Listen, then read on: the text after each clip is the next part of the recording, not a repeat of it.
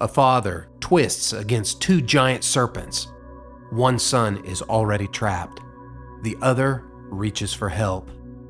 The father is powerful, but nothing he does can save them. This is Laocoön and His Sons, one of the most terrifying sculptures to survive from the ancient world.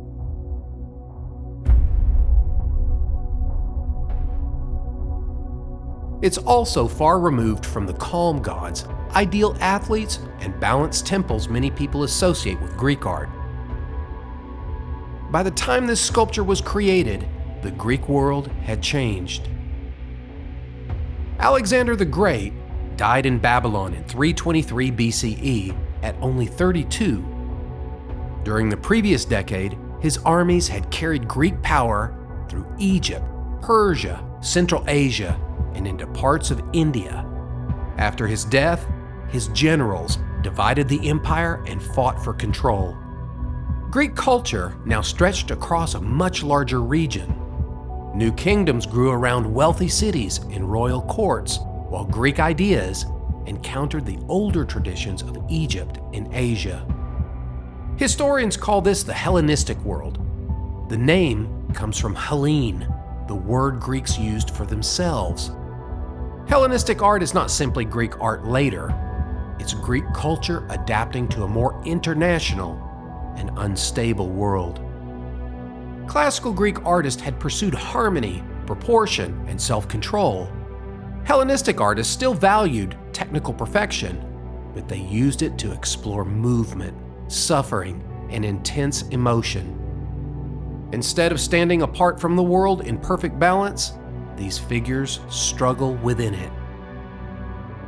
The winged victory, or Nike of Samothrace, captures this change. Nike was the goddess of victory, but this statue does not present her in a quiet pose. She lands. Her wings spread behind her as her body drives forward. Wind presses her clothing against her torso and twists the fabric around her legs. Although the sculpture is marble, it seems exposed to weather. Nike originally stood on the prow of a stone ship, probably as part of a monument celebrating a naval victory. She was placed high in the sanctuary of the great gods on the island of Samothrace. A visitor approaching from below would have seen the goddess appearing above them at the moment of arrival. Her head and arms are missing today, yet the statue still feels complete in its effect. The wings, forward motion, and wind-blown fabric tell us what the face no longer can. The sculpture does more than represent victory, it stages victory as an event. You can almost feel the sea wind and imagine the ship cutting through the water beneath her. This desire to make the viewer feel present is one of the defining qualities of Hellenistic art. But Hellenistic emotion was not limited to triumph. The Dying Gaul presents the defeated enemy with unexpected dignity. The sculpture we see today is a Roman marble copy, probably based on a lost Greek bronze made for the rulers of Pergamon in Asia Minor. Pergamon had defeated the Galatians, Celtic people who had settled in the region. The monument celebrated that victory and presented Pergamon as a defender of Greek civilization. Yet the enemy is not mocked. The Gaul has collapsed onto his shield and struggles to support himself with one arm. A wound opens in his chest, and his lowered head suggests that he understands what is happening. His rough hair, mustache, neck ring, shield, and trumpet identify him as foreign. But the sculpture asks us to see more than an outsider or a defeated barbarian. We see a wounded man using the last of his strength to remain upright. That emotional appeal is called pathos, the ability of an artwork to awaken pity, sympathy, or sorrow. The work is still political. Greek victory depends on the defeat of the Galatians. But by giving the enemy courage and individuality, the artist makes the victory seem greater, while also making its cost harder to ignore.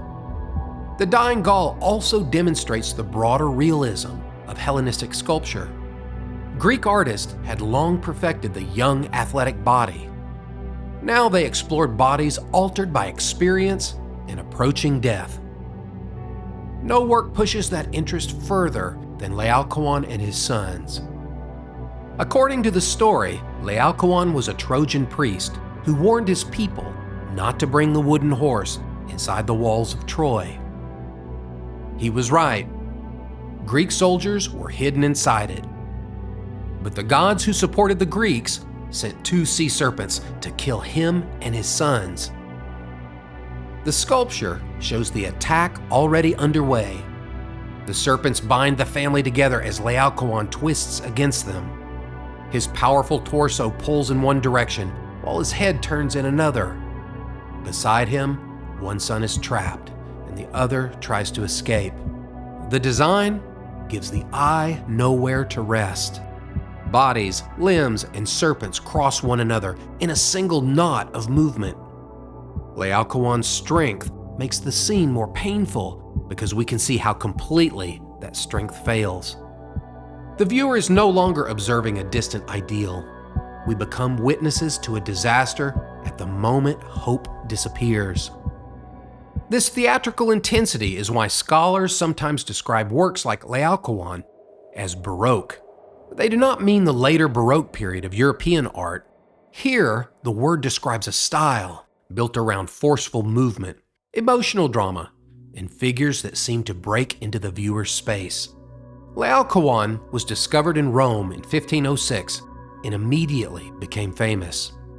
Renaissance artists, including Michelangelo, studied its anatomy and twisting forms. The discovery reminded Europe that ancient Greek art was not only calm and restrained, it could also be violent, tragic, and psychologically intense. All 3 works emerged from a world reshaped by empire and cultural exchange. Artists worked for rulers, cities, sanctuaries, and wealthy collectors, allowing Greek artistic ideas to spread widely. By the 2nd century BCE, Rome was becoming the dominant power in the Mediterranean. Greek culture had already influenced Italy through the Greek cities of southern Italy and Sicily, known as Magna Graecia. When Rome conquered mainland Greece in 146 BCE, that influence only deepened. Roman patrons collected Greek works and commissioned copies for their public buildings, private homes. Many Greek masterpieces are known today because Roman versions survived after the originals were lost. Rome conquered the Greek world politically, but Greek art continued to shape the imagination of Rome, and through Rome, the later history of European art. The Hellenistic period did not reject the classical search for perfection. It made that perfection more vulnerable. The ideal body could now be struck by wind, weakened by a wound, or trapped in a struggle it could not win. Greek art had learned how to create order. In the Hellenistic world, it learned how to show what happens when life refuses to remain orderly.